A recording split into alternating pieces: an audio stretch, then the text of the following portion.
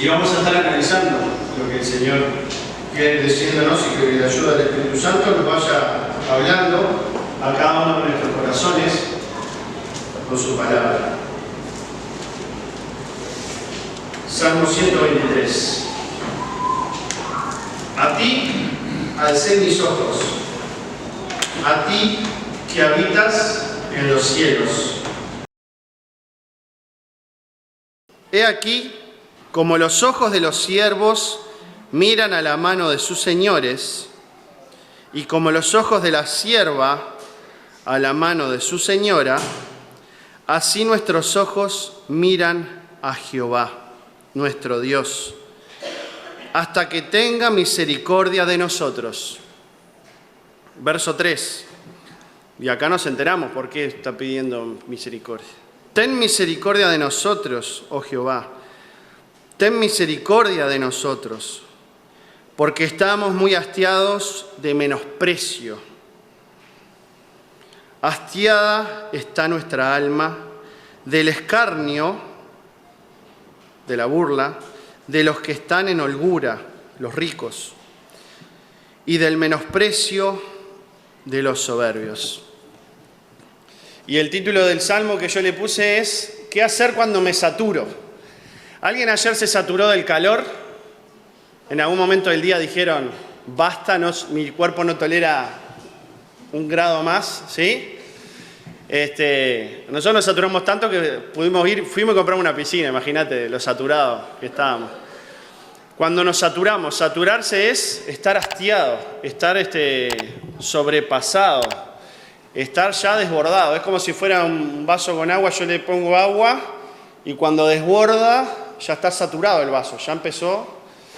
Y no sé si a ustedes les pasa situaciones que los saturan, situaciones que, hablando en lunfardo, que les paspan, ¿no? No sé si se entiende esa expresión, estar paspado.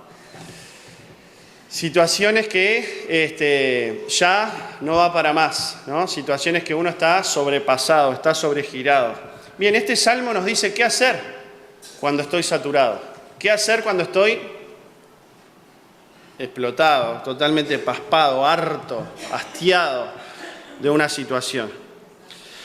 Y el salmista comienza diciendo, este es un salmo que se cantaba cuando se iba a Jerusalén, el pueblo judío 3 veces al año iba a Jerusalén, y mientras iban caminando tenían un cancionero en sus mentes, no tenían el PowerPoint, tenían todas sus canciones, los salmos en sus mentes, e iban cantando este salmo. Entonces es un salmo que se usaba cuando se iba caminando, peregrinando a Jerusalén. ¿Qué hacer cuando estamos saturados? ¿Qué hacer cuando estamos hastiados, cuando estamos paspados, cuando estamos hartos? Bueno, primero que nada, el verso 1, el salmista levanta los ojos, ¿no? A ti alcé mis ojos, a ti que habitas en los cielos. A ti alcé mis ojos, a ti que habitas en los cielos. Levantar los ojos es reconocer que el Señor es mayor, que es más grande, ¿no? Es saber que Dios no se muda. Bueno, cuando estoy saturado de algo, acudo a aquel que no cambia.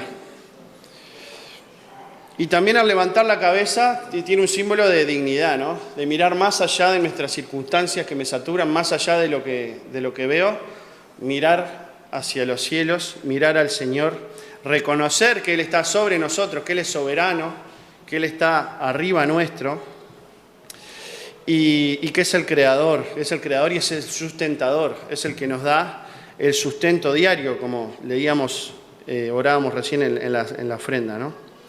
Entonces, cuando estamos saturados, a ti alcé mis ojos, a ti que habitas en los cielos, empieza diciendo el salmista.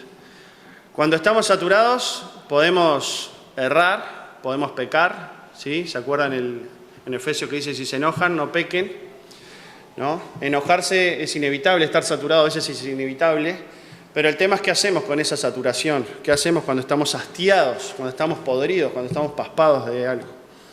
El salmista acude al Señor, aquel faro que está ahí para guiarnos. para orientarnos en nuestro camino.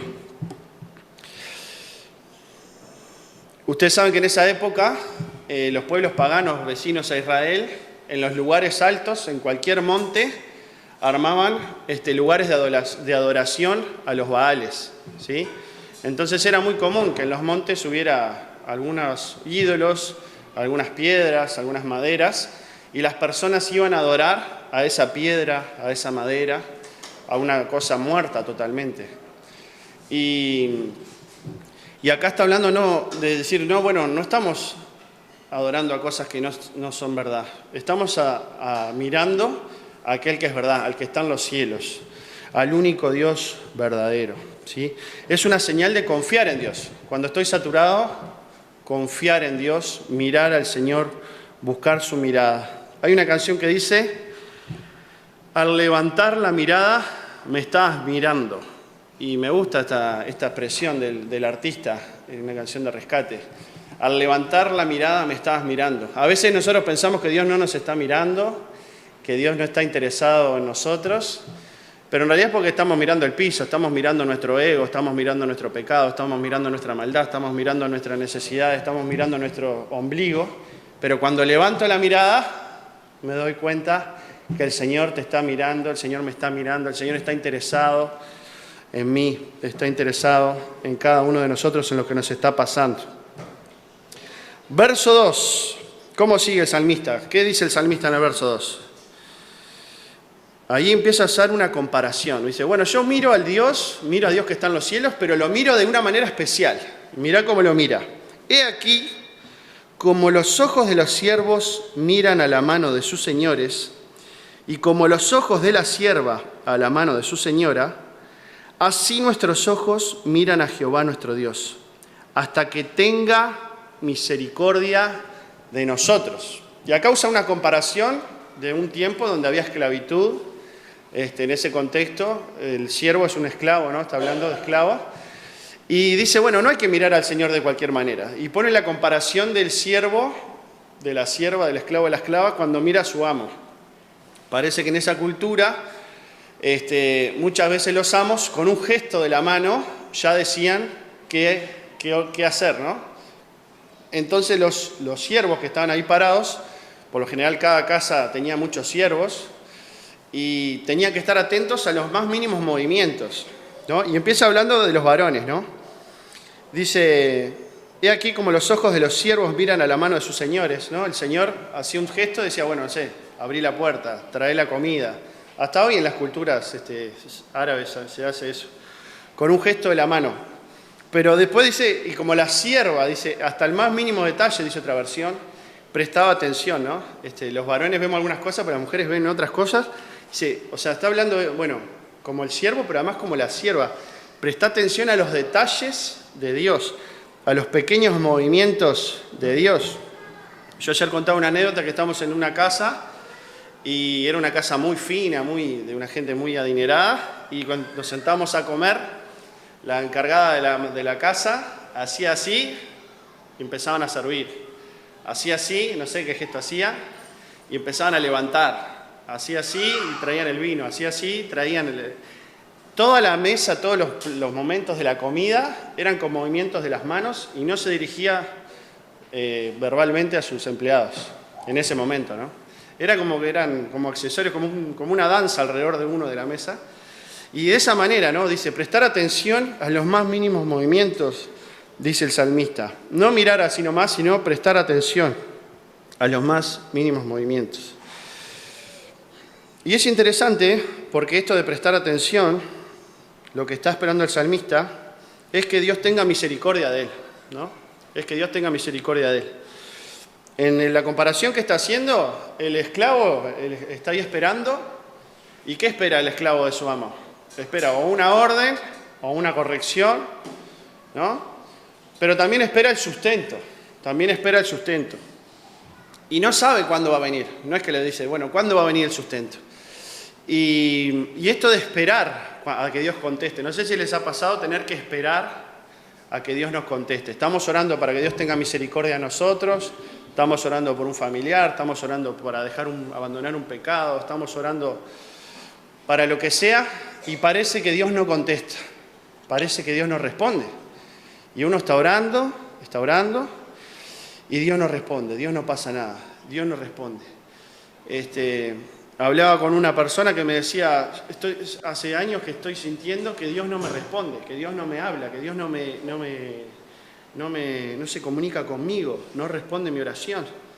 Y eso me genera dudas, y empezó a preguntar. Una persona que se congrega, que sirve al Señor, tiene este sentimiento de sequedad, de que del otro lado no hay nada. Y bueno, y hablando con él mismo decía, bueno, tal vez es que el Señor está trabajando que mi fe crezca, ¿no? Tal vez el Señor está trabajando para que mi fe crezca y tengo que esperar cuando sea su momento, no mi momento, ¿no? Entonces del Señor, dice el salmista, tenemos que mirarlo atentamente para esperar de Él la más mínima instrucción, la más mínima reverencia, ¿sí? ¿Y qué es lo que pide el salmista? ¿Por qué está mirando a los cielos? ¿Por qué pide misericordia? Acá nos dice el motivo de por qué pide misericordia. Miren el verso 3. Ten misericordia de nosotros, oh Jehová, ten misericordia de nosotros, de vuelta le dice, porque estamos muy hastiados de menosprecio. El 4. Hastiada está nuestra alma del escarnio de los que están en holgura y del menosprecio de los soberbios. Pedía misericordia porque estaba hastiado, en este caso, ¿de qué? ¿De qué cosa estaba hastiado? De menosprecio, ¿sí? De las burlas, de los que tenían más que ellos, de los soberbios. Y es interesante que vieron que al principio el salmista empieza a hablar, a ti alcé mis ojos, está hablando en singular. Pero ahora, ¿cómo está hablando en el 3 y el 4? Pasa del singular a hablar en plural. Al principio está hablando del mismo y después está hablando de los demás, ¿no? Ten misericordia de nosotros. Y eso es interesante en las oraciones, de poder ser reflejo de lo que están sintiendo otros también, ¿no? Y poder a veces ser portavoz de otros, con Dios también, ¿no? Ser portavoz de otros. Y este menosprecio, dicen los que estudian la Biblia, que se refiere a un momento del pueblo de Israel, donde fueron muy menospreciados, que fue cuando volvieron del exilio. Ustedes saben que el pueblo de Israel fue exiliado en Babilonia, y después cuando volvieron, en Nehemías se nos dice de menosprecio que sufrieron. Vamos a ver de qué menosprecio está hablando en Nehemías 4, del 1 al 10. Nehemías 4, del 1 al 10, nos va a ayudar a entender qué menosprecio está refiriéndose el salmista, o en qué. Nehemías 4, del 1 al 10.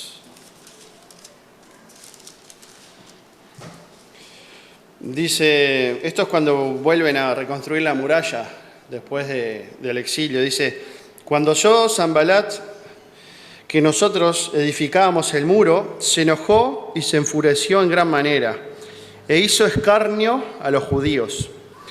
Y habló delante de sus hermanos y del ejército de Samaria y dijo, ¿qué hacen estos débiles judíos? ¿Se les permitirá volver a ofrecer su sacrificio? ¿Acabarán en un día? ¿Resucitarán de los montes del polvo las piedras que fueron quemadas? Una burla, ¿no? Tremenda. Y estaba junto a él Tobías el amonita, el cual dijo, lo que ellos edifican del muro de piedra, si subiere una zorra lo derribará. Así de burlones estaban, ¿no? Y ahí después dice, oye, oh Dios nuestro, que somos objeto de su menosprecio, y vuelve el baldón de ellos sobre su cabeza, y entrégalos por despojo en la tierra de su cautiverio. Y ahí sigue hablando de lo que sentían los judíos, de ese desprecio tan grande, ¿no? En Ezequiel 36:4 también habla de desprecio, del desprecio que sentían los judíos. del menosprecio, Ezequiel 36, 4. Dice así: por tanto, montes de Israel, oíd palabra de Jehová Señor. Así ha dicho Jehová, el Señor, a los montes y a los collados, y a los arroyos y a los valles, a las ruinas y asolamientos, y a las ciudades desamparadas que fueron puestas por botín y escarnio de otras naciones alrededor. Este menosprecio no era solo del salmista que estaba ahí caminando, sino que estaba recordando el menosprecio que habían sufrido sus hermanos cuando volvieron del exilio y se burlaban de ellos. Decían, no, pero esa muralla se sube una zorra y se va a caer. Mirá, quieren hacer una muralla de vuelta. Bueno, está hablando de eso, ¿no? El salmista está siendo portavoz de ese desprecio que sufrieron sus hermanos en el pasado, ¿sí? Y yo pensaba, muchos pueblos tienen la sana costumbre de recordar a sus caídos, a sus sufrientes, ¿no?, de la historia. Por ejemplo, el pueblo armenio es un pueblo que mantiene muy vivo el tema de recordar el holocausto, el pueblo judío también. Y yo pensaba, el pueblo cristiano, tenemos esta capacidad de recordar. En el culto católico, por ejemplo, en las misas se nombra los mártires en ese día que se recuerda. Y eso me parece muy importante, ¿no? Recordamos a los mártires y es algo para pensar. Bueno, recordamos, hoy justo oraron 2 hermanas mayores y hace poco falleció Gladys Bonifacio.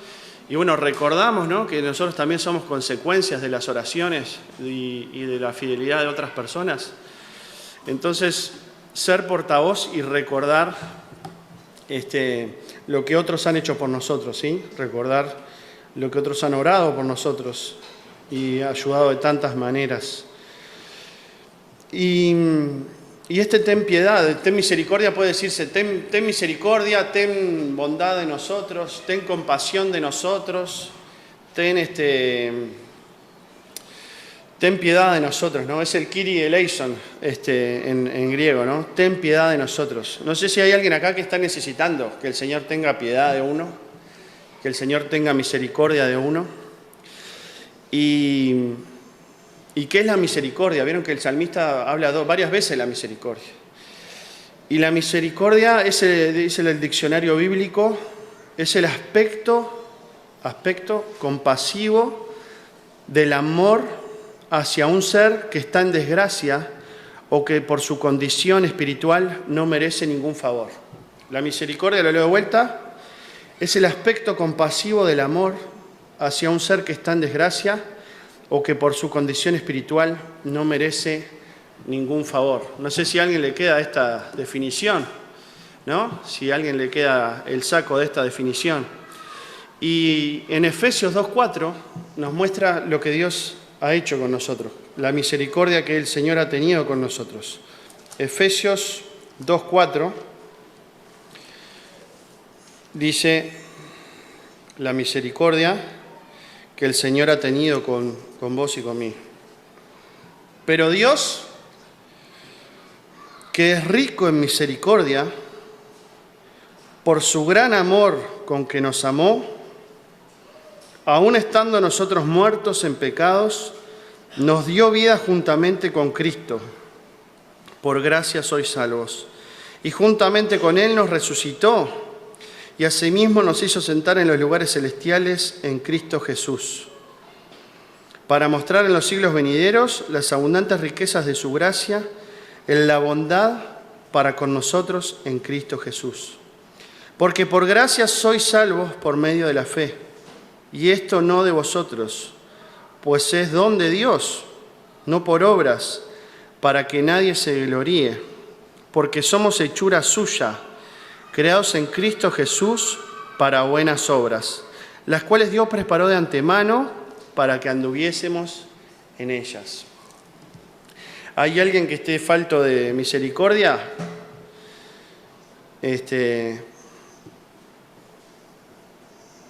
Yo pensaba, bueno, no es que el Señor te va a tratar con misericordia, sí, lo va a hacer. El Señor ya te trató con misericordia.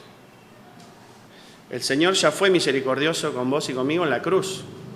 El Señor ya entregó a lo más valioso que tenía, a su propio Hijo, por misericordia, por amor a vos y a mí.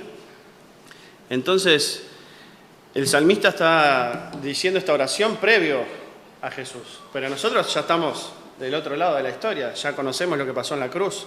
Entonces, sin sacarlo de contexto, el Señor no te va a tener misericordia, el Señor ya tuvo misericordia de vos. El tema es si nosotros recibimos por fe esa misericordia, esa gracia, ese regalo de la salvación. Tal vez hay alguien que esté necesitando aceptar esta misericordia, este regalo de la salvación, de la vida eterna en Cristo Jesús, que el Espíritu Santo convenza de pecado a esa persona. Y este salmo tiene varias aplicaciones personales, ¿no? Yo pensaba para mí, bueno, ¿qué puedo aprender de este salmo con mi vida? ¿Qué tiene que ver esto con mi vida? Y esto de poner la mirada, como esto de los esclavos que ponían la mirada en los gestos de los amos, me hizo pensar en Hebreos 12, del 1 al 2. A ver, vayan a Hebreos 12, del 1 al 2, que algo estuvimos nombrando. Dice, por tanto, nosotros también, teniendo en derredor nuestro tan grande nube de testigos, despojémonos de todo peso y del pecado que nos asedia y corramos con paciencia la carrera que tenemos por delante. Puestos los ojos, ¿en quién? En Jesús, el autor y consumador, el autor de la fe, el cual, por el gozo puesto delante de él, sufrió la cruz, menospreciando el oprobio, la burla, y se sentó a la diestra del trono de Dios. Hermanos, una aplicación del Salmo que yo saco para mi vida es poner los ojos en Jesús. Si ya soy cristiano, volver a enfocar mis ojos en Jesucristo, volver a poner la mirada en Él, a orar, esperar y obedecer. Y una hermana nos enseñaba a orar a la manera de Jesús. En Romanos 8:28 se nos manifiesta una idea de esto de la oración, de cómo orar. Romanos 8:28 dice lo siguiente: y sabemos que a los que aman a Dios, todas las cosas le ayudan a bien. Esto es, a los que conforme a su propósito son llamados. A veces oramos desde nuestra carne, ¿no? Muchas veces, pero la Biblia dice, el Señor dice que el Señor ya sabe lo que necesitamos, ¿no? Y que todas las cosas nos ayudan a bien. Tal vez estamos orando por misericordia, pero del otro lado no hay ningún gesto de Dios. O tal vez estoy distraído, tengo mis ojos puestos en otro lugar y Dios está haciendo gestos, Dios está mandando personas, Dios te está diciendo, no sé, pasajes en la Biblia, y yo estoy distraído y me la estoy perdiendo. Y me estoy perdiendo lo que el Señor me quiere comunicar. Entonces, una aplicación personal, que así como el salmista dice, a ti alcé mis ojos, a ti que habitas en los cielos, nosotros podamos poner nuestra mirada en Jesús, ¿sí? El salmista está hablando de mirar a los cielos. Y nosotros estamos hablando de mirar a Jesús. Porque Dios mismo, como dice Filipenses 2, se hizo hombre, se despojó de su poder y vino a nosotros. Entonces nosotros ahora podemos verlo gracias a que Él vino a nosotros, ¿sí? Entonces, qué bueno es poder enfocar nuestra mirada en Él y obedecerle, esperar que el Señor actúe. Estar atentos y no perdernos cuando Él actúa, porque a veces nos podemos perder.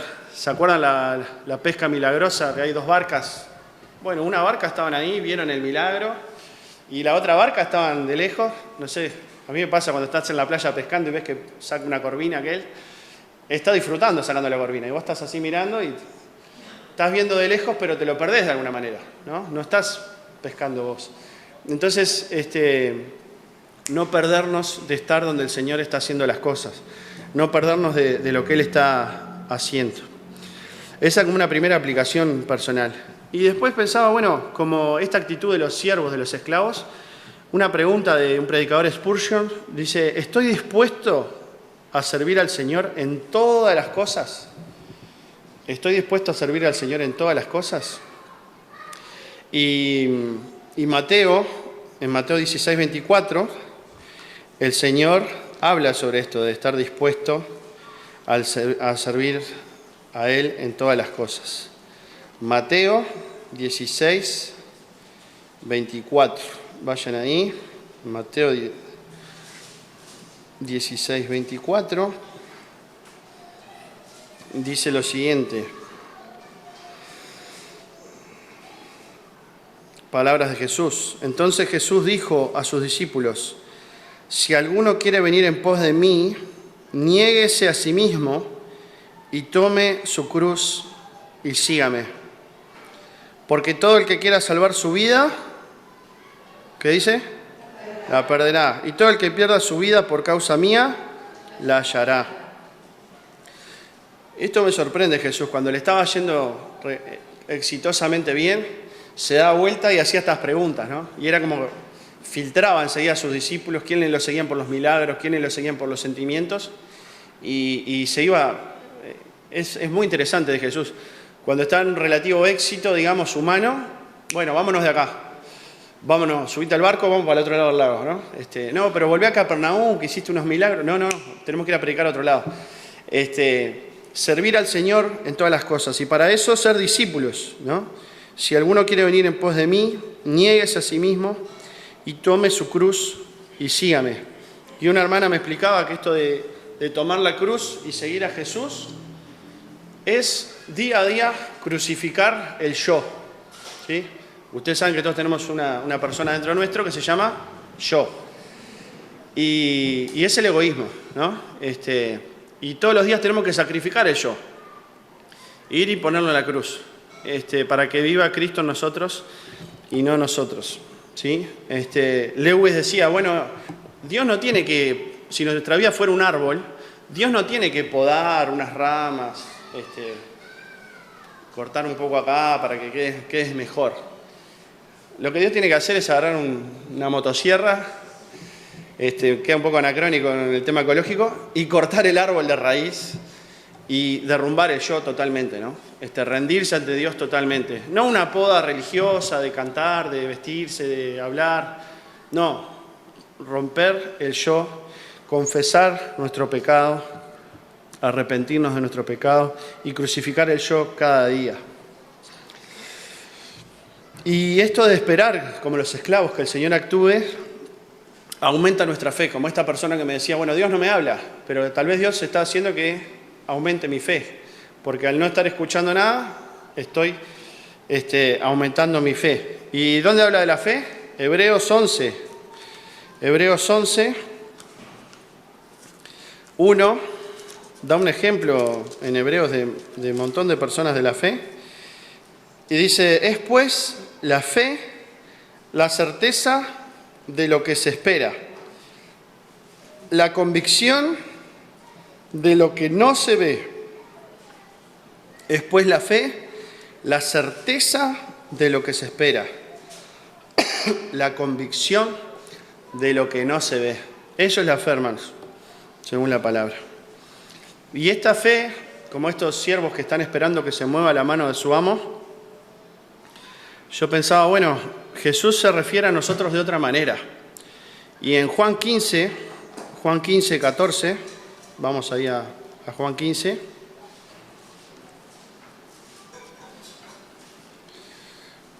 ¿Cómo se refiere Jesús a sus hijos?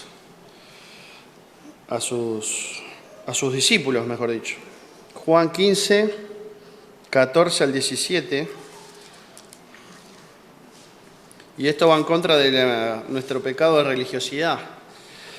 Y dice Jesús en el 13, nadie tiene mayor amor que que uno ponga su vida por sus amigos. Y Jesús dice, vosotros sois mis amigos. Le dice a sus discípulos que no iban a ser siervos, que no iban a ser esclavos de Él, sino que iban a ser sus amigos. Pero no termina ahí. Serán mis amigos con una condición. ¿Cuál es la condición?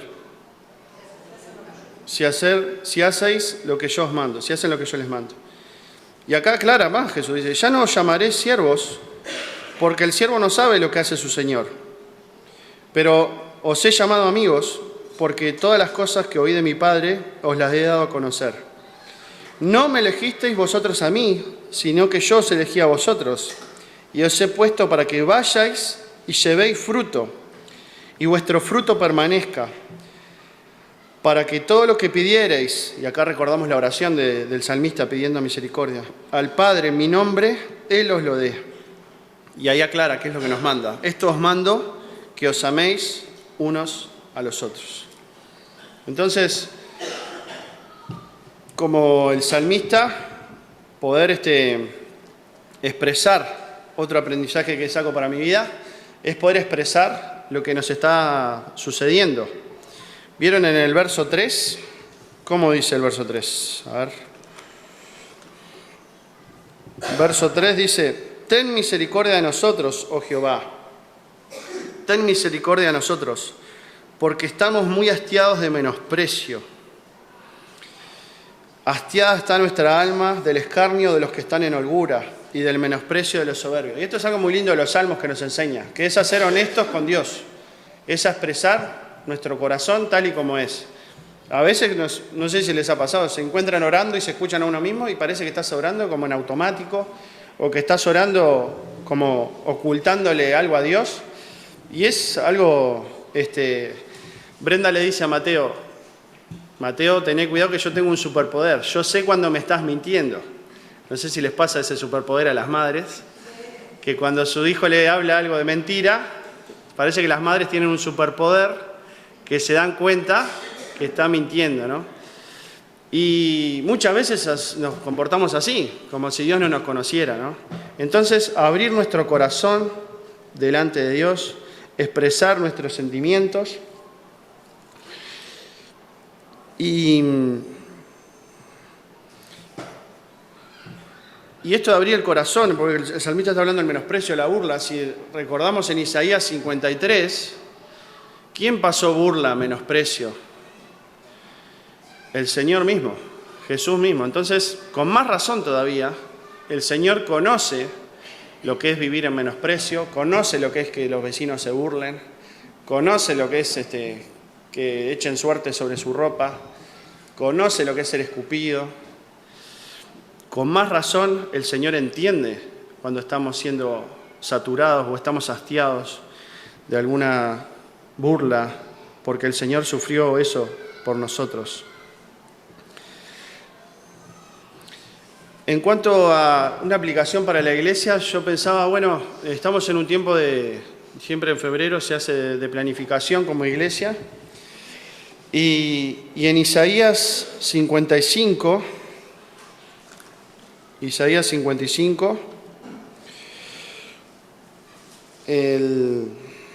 hay una palabra en 55:9 que nos puede ayudar en este tiempo de planificación, ¿no?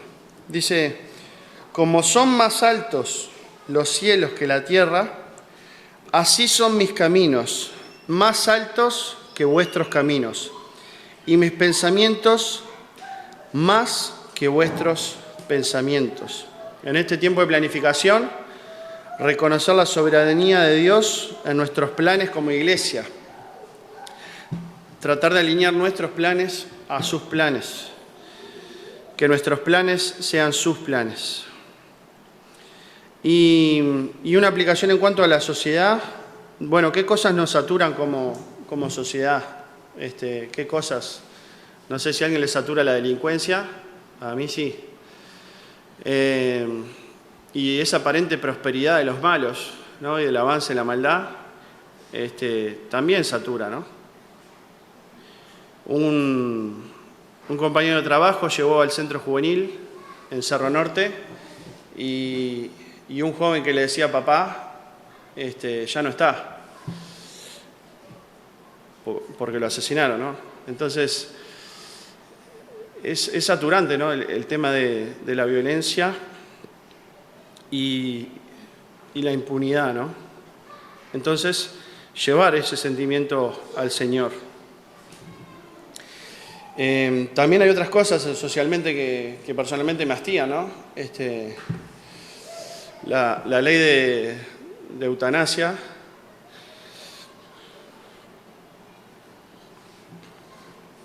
El desprecio a los ancianos.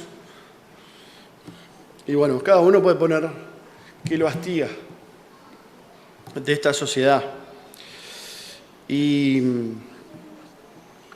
Pero hay un hastío que es mayor. No sé si les ha pasado en algún momento estar hastiado, estar paspado de uno mismo, del pecado que habita en uno mismo. Y el salmista dice, ¿no? Mientras no te confesé mi pecado, fallecieron mis huesos, ¿no? Desfallecieron mis huesos, ¿no? Empezó a desvanecerse. Pero te confesé mi pecado, y ahí salía a flote, ¿no? Parafraseándolo. Qué importante, hermanos, superar este hastío más personal, ¿no? Si estamos hastiados de pecar, con pensamiento, con sentimiento, con palabras o con acciones, bueno, confesemos a Dios nuestro pecado. Y si nunca nos hemos arrepentido, pidámosles al Señor perdón por nuestro pecado y pidámosle que Él venga a vivir a nuestra vida y que la transforme. ¿Sí? El Señor no va a tener misericordia tuyo, parafraseándolo, sino que ya tuvo misericordia de vos en la cruz. Y hay una canción que dice, de rescate también, dice, yo no abandono. Mira a Lucas porque le gusta. Vuelve a ser ese punto fijo, el lugar donde me dirijo. Ese norte cierto, donde siempre encuentro el cielo abierto y tu amor despierto. Y hoy abrazo tu libertad y en tus brazos yo quiero despertar. Al fin yo voy a tu encuentro. Si hoy no salió, de nuevo intento. Y le voy a pedir a Melba que tenga un tiempo que pase por acá, que tenga un tiempo de oración, de ministración, para entregar nuestras vidas al Señor.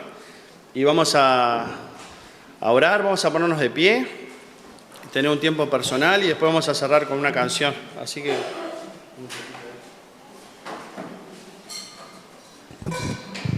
Amén, hermanos.